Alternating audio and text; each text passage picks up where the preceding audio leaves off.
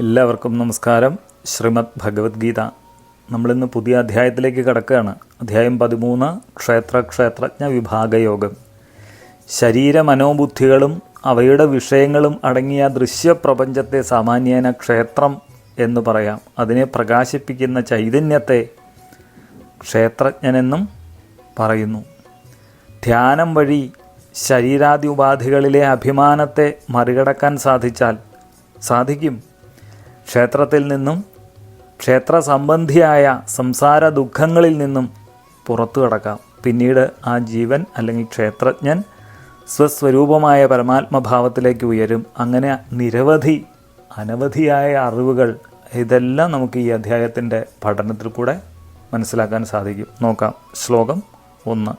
അർജുന ഉവാച പ്രകൃതിം പുരുഷം ചൈവ ക്ഷേത്രം ക്ഷേത്രജ്ഞമേവ ച ഏതദ് വേദിതുമിച്ഛാമി ജ്ഞാനം ജ്ഞേയം ച കേശവ. അർജുന ഉവാച, അർജുനൻ പറഞ്ഞു, കേശവ ഭഗവാനേ, പ്രകൃതിം പുരുഷം ച ഏവ, പ്രകൃതി പുരുഷൻ, ക്ഷേത്രം ക്ഷേത്രജ്ഞം ച ഏവ, ക്ഷേത്രം ക്ഷേത്രജ്ഞൻ, ജ്ഞാനം ജ്ഞേയം ച ഏതത്, ജ്ഞാനം ജ്ഞേയം അതായത് അറിവ് അല്ലെങ്കിൽ അറിയേണ്ടത്, ഇവയെ പറ്റിയെല്ലാം വേദിതും ഇച്ഛാമി അറിയാൻ ഞാൻ ആഗ്രഹിക്കുന്നു എന്ന്. അലയോ കേശവ, പ്രകൃതി പുരുഷൻ, ക്ഷേത്രം ക്ഷേത്രജ്ഞൻ, ജ്ഞാനം ജ്ഞേയം, ഇതിനെയെല്ലാം കുറിച്ച് അറിയാൻ എനിക്ക് ആഗ്രഹമുണ്ട് എന്ന്. ജഡവസ്തുക്കളുടെ സഞ്ചയം അല്ലെങ്കിൽ കൂട്ടത്തെ പ്രകൃതി എന്ന് പറയാം. അതിനെ സചേതനമാക്കുന്ന ചൈതന്യമാണ് പുരുഷൻ എന്ന് പറയുന്നത്. ഒന്നുകൂടി പറഞ്ഞാൽ, പ്രകൃതി അനാത്മാവിനെയും പുരുഷൻ ആത്മാവിനെയും, ശരീരം പ്രകൃതിയാണെങ്കിൽ അതിലെ ആത്മചൈതന്യമാണ് പുരുഷൻ.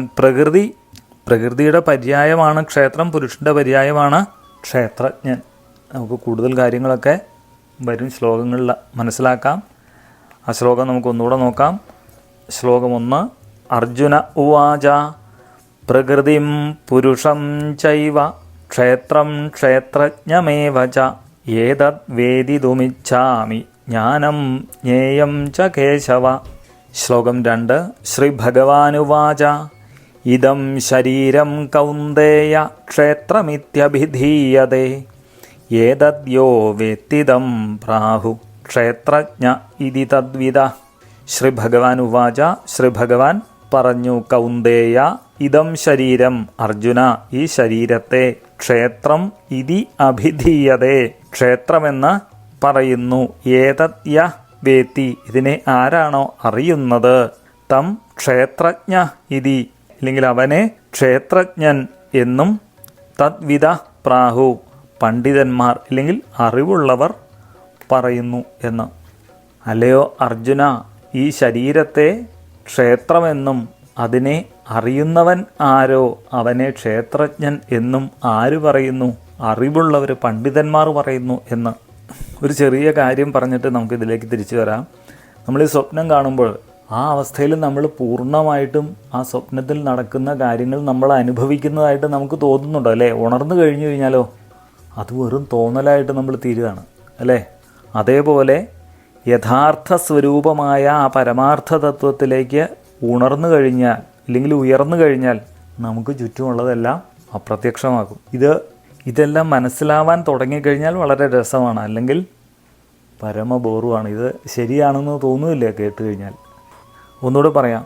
ഒരു ഫാൻ, അതിലേക്ക് വൈദ്യുതി എത്തുമ്പോഴാണ് അത് പ്രവർത്തിച്ചു തുടങ്ങുന്നത്. അതേപോലെ ശരീരം ഒരു ജഡവസ്തു, അതിനെ ചൈതന്യവത്താക്കുന്നത് എന്താണ്? അതിലെ ജീവനാണ്. ശരീരത്തിൽ ജീവൻ നിലനിൽക്കുന്നിടത്തോളം അത് സചേതനമായിട്ട് നിലനിൽക്കും. ആ ജീവൻ അങ്ങ് ഇറങ്ങിപ്പോയി കഴിഞ്ഞാൽ അത് തിരിച്ച് ജഡവസ്തു ആവുകയും ചെയ്യും അല്ലേ? ശരീരം ജഡവും അല്ലെങ്കിൽ പ്രകൃതിയും, അതിനകത്ത് ജീവൻ അല്ലെങ്കിൽ ചൈതന്യം പുരുഷനുമാണ് അല്ലെങ്കിൽ ക്ഷേത്രജ്ഞനുമാണ്. ശ്ലോകം 2 ഒന്നുകൂടെ നോക്കാം. ശ്രീ ഭഗവാനുവാച ഇദം ശരീരം കൗന്ദേയ ക്ഷേത്രമിത്യഭിധീയതേ ഏതദ്യോ വേത്തിദം പ്രാഹു ക്ഷേത്രജ്ഞ ഇതി തദ്വിദ. ശ്ലോകം 3. ക്ഷേത്രജ്ഞം ചാപിമാം വിദ്ധി സർവക്ഷേത്രേഷു ഭാരത ക്ഷേത്രജ്ഞയോർ ജ്ഞാനം യത്തത് ജ്ഞാനം മതം മമ.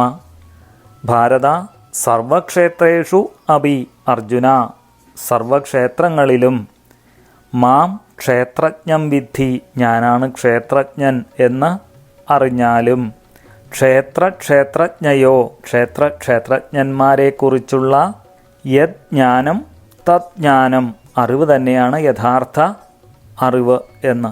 ഇതി മമ മതം, അതാണ് എൻ്റെ അഭിപ്രായം എന്ന്. അർജുന, സർവക്ഷേത്രങ്ങളിലും ഞാനാണ് ക്ഷേത്രജ്ഞൻ എന്ന് നീ അറിയൂ. ക്ഷേത്രജ്ഞന്മാരെക്കുറിച്ചുള്ള ജ്ഞാനമാണ് യഥാർത്ഥ ജ്ഞാനം എന്നാണ് എൻ്റെ അഭിപ്രായം എന്ന്. ലോകത്തിലുള്ള എല്ലാ ബൾബുകളും മിന്നുന്നത് ഒരേ വൈദ്യുതിയാണ് എന്ന് പറഞ്ഞാൽ നമുക്ക് പെട്ടെന്ന് മനസ്സിലാവും അല്ലേ? എന്നതുപോലെ സർവക്ഷേത്രങ്ങളിലെയും അല്ലെങ്കിൽ ജഡവസ്തുക്കളിലെയും ക്ഷേത്രജ്ഞൻ അല്ലെങ്കിൽ ചൈതന്യം ഒന്നു തന്നെയാണ് എന്നാണ് കൃഷ്ണൻ പറയുന്നത്. തുടർന്ന് ക്ഷേത്രത്തെയും ക്ഷേത്രജ്ഞനെയും കുറിച്ചുള്ള അറിവാണ് ശരിയായ ജ്ഞാനം എന്നും പറയുന്നു. ആ മൂന്നാമത്തെ ശ്ലോകം ഒന്നുകൂടെ നോക്കാം. ക്ഷേത്രജ്ഞം ചാപിമാം വിദ്ധി സർവക്ഷേത്രേഷു ഭാരത, ക്ഷേത്രജ്ഞയോർ ജ്ഞാനം യത്തത് ജ്ഞാനം മതം മമ. ശ്ലോകം 4. തത് ക്ഷേത്രം യച്ച യാദൃക്ച യദ്വികാരീയതശ്ച യത് സചയോ യത് പ്രഭാവശ്ച തത് സമാസേന മേ ശൃണു. തത് ക്ഷേത്രം യച്ച, ആ ക്ഷേത്രം എന്താണ്, യദൃക്ച എങ്ങനെയുള്ളതാണ്, യദ്വികാരി ഏതെല്ലാം വികാരങ്ങളുള്ളതാണ്, യഥ ച യത് ഏതിൽ നിന്ന് അത് എങ്ങനെ സംഭവിച്ചതാണ്, ച മാത്രമല്ല സ യാ ആ ക്ഷേത്രജ്ഞൻ ആരാണ്, എന്തെല്ലാം പ്രഭാവം ഉള്ളവനാണ്, തത് സമാസേന അതെല്ലാം വളരെ ചുരുക്കമായിട്ട് മേ ശൃണു എന്നിൽ നിന്ന് നീ കേട്ടോളൂ എന്ന് പറയാണ് ആര്? കൃഷ്ണൻ. ഈ ക്ഷേത്രം എന്താണ്, അത് എങ്ങനെയുള്ളതാണ്, ഏതെല്ലാം വികാരങ്ങളുള്ളതാണ്, അത് ഏതിൽ നിന്നെല്ലാം ഉണ്ടായി, മാത്രമല്ല ഈ ക്ഷേത്രജ്ഞൻ ആരാണ്, ആ ക്ഷേത്രജ്ഞൻ്റെ പ്രഭാവം ഏത് തരത്തിലാണ് എന്നൊക്കെ ചുരുക്കി ഞാൻ പറയാം, നീ കേട്ടോളാൻ പറയുകയാണ്. ഇതൊക്കെ നമുക്കും അറിയേണ്ടതാണ്, നമ്മളും കാലാകാലമായിട്ട് കേട്ടുകൊണ്ടിരിക്കുന്നതാണ് അല്ലേ? ക്ഷേത്രം എന്താണ്, അത് ഏതെല്ലാം കൂടിയതാണ്, അതിൻ്റെ സ്വഭാവം എന്താണ്, അതിൻ്റെ ഭാവം എന്താണ്, ഈ ക്ഷേത്രജ്ഞനാരാണ്, ഇതെല്ലാം ഭഗവാൻ തന്നെ നേരിട്ട് പറയുകയാണ്. 4-ാമത്തെ ശ്ലോകം ഒന്നുകൂടെ നോക്കാം. തത് ക്ഷേത്രം യച്ച യാദൃക്ച യദ്വികാരീയതശ്ച യത് സചയോ യത് പ്രഭാവശ്ച തത് സമാസേന മേ ശൃണു. ശ്ലോകം 5.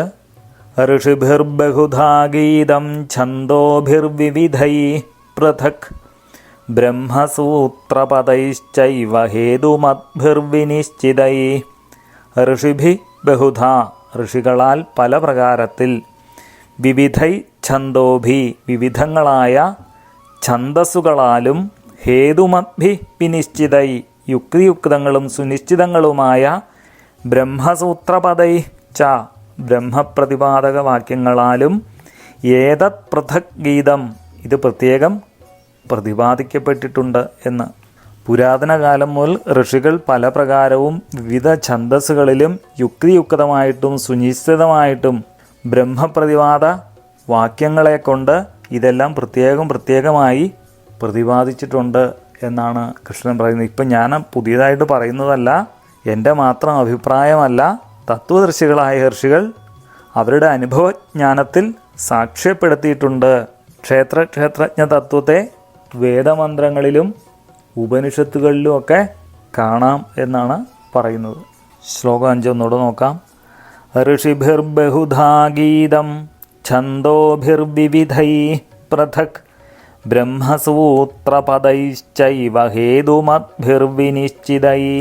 ശ്ലോകം 6ഉം 7ഉം ഒരുമിച്ച് തന്നെ നോക്കാം. മഹാഭൂതാന്യഹങ്കാരബുദ്ധിരവ്യക്രമേവ ച ഇന്ദ്രിയാണി ദശൈകം ച പഞ്ചചേന്ദ്രിയഗോചരാ ഇച്ഛാദ്വേഷസുഖം ദുഃഖം സംഘാതശ്ചേതനാധൃതി ഏതത്ക്ഷേത്രം സമാസേന സവികാരമുദാഹൃതം. 24 തത്വങ്ങളടങ്ങിയതാണ് ഈ ക്ഷേത്രം എന്നാണ് പറയുന്നത്. അത് ഏതൊക്കെയാണെന്നാണ് ഇതിനകത്ത് പറയുന്നത്.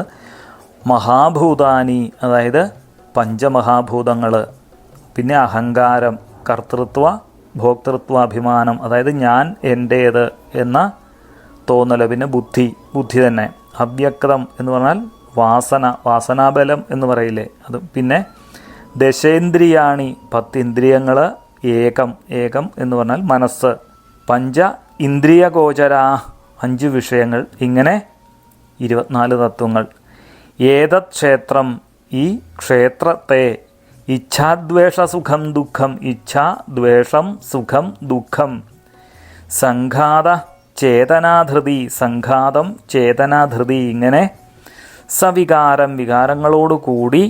സമാസേന ഉദാഹൃതം, ചുരുക്കി പറയുന്നു. ക്ഷേത്രം എന്നാൽ 24 തത്വങ്ങൾ അടങ്ങിയതാണ് എന്നൊക്കെയാണ്. ആ 24 തത്വങ്ങൾ ഏതൊക്കെയാണെന്നാണ് ഇവിടെ പറയുന്നത്. ആദ്യം പറഞ്ഞത് ഏതൊക്കെയാണ്? പഞ്ചമഹാഭൂതങ്ങൾ. അതേതൊക്കെയാണ്? ആകാശം, വായു, അഗ്നി, ജലം, ഭൂമി. പിന്നെ അഹങ്കാരം, ഞാൻ എൻ്റേത് എന്ന ബോധം. അടുത്തതോ ബുദ്ധി, യുക്തിപൂർവം ചിന്തിച്ച് ഒരു തീരുമാനത്തിലെത്തുന്ന നമ്മുടെ കഴിവിനെയാണ് എന്തെന്ന് പറയുന്നത്? ബുദ്ധി എന്ന് പറയുന്നത്. പിന്നെ അവ്യക്തം, ചിത്തവൃത്തികളെ നിയന്ത്രിക്കുന്ന വാസന, അല്ലെങ്കിൽ കർമ്മവാസന എന്ന ഒറ്റ വാക്കിൽ പറയാം. അത് അവ്യക്തമാണ്, കാണാൻ കഴിയില്ല. പിന്നെയോ ദശേന്ദ്രിയങ്ങൾ, കർമ്മേന്ദ്രിയങ്ങൾ, ജ്ഞാനേന്ദ്രിയങ്ങൾ എല്ലാം കൂടെ കൂടിയത്. അടുത്തത് മനസ്സ്, കർമ്മേന്ദ്രിയങ്ങളിൽ നിന്ന് വരുന്നതിനെ സ്വീകരിച്ച് ബുദ്ധിയിലേക്ക് കൊടുക്കുകയും ബുദ്ധിയിൽ നിന്ന് വരുന്നതിനെ തിരിച്ച് കർമ്മേന്ദ്രിയങ്ങളിലേക്ക് കൊടുക്കുകയും ചെയ്യുന്നതാണ് എന്ത്? മനസ്സ് ചെയ്യുന്നത്. പിന്നെ ശരീരത്തിൻ്റെ വികാരങ്ങൾ ആണ് ഇച്ഛ, ദ്വേഷം, സുഖം, ദുഃഖം, സംഘാതം, ചേതന, ധൃതി. ദൃശ്യപ്രപഞ്ചത്തെ മൊത്തമായിട്ടാണ് ഇവിടെ ഭഗവാൻ ക്ഷേത്രം എന്ന് പറയുന്നത്. 6-7 ശ്ലോകങ്ങൾ ഒന്നുകൂടെ നോക്കാം. മഹാഭൂതാന്യഹങ്കാര ബുദ്ധിരവ്യക്തമേവ ച ഇന്ദ്രിയാണി ദശൈകം ച പഞ്ചചേന്ദ്രിയഗോചരാ ഇച്ഛാദ്വേഷസുഖം ദുഃഖം സംഘാതശ്ചേതനാധൃതി ഏതത് ക്ഷേത്രം സമാസേന സവികാരമുദാഹൃതം. ക്ഷേത്രജ്ഞനാരാണ്? ആത്മസാക്ഷാത്കാരത്തിന് സാധകനെ യോഗ്യനാക്കുന്ന സാധനാക്രമങ്ങൾ എന്തൊക്കെയാണ് എന്നുള്ളതാണ് തുടർന്ന് ശ്ലോകങ്ങളിൽ വരുന്നത്. അത് അടുത്ത ഭാഗത്ത് നോക്കാം. ഇന്നിവിടെ നിർത്തുന്നു. നമസ്കാരം.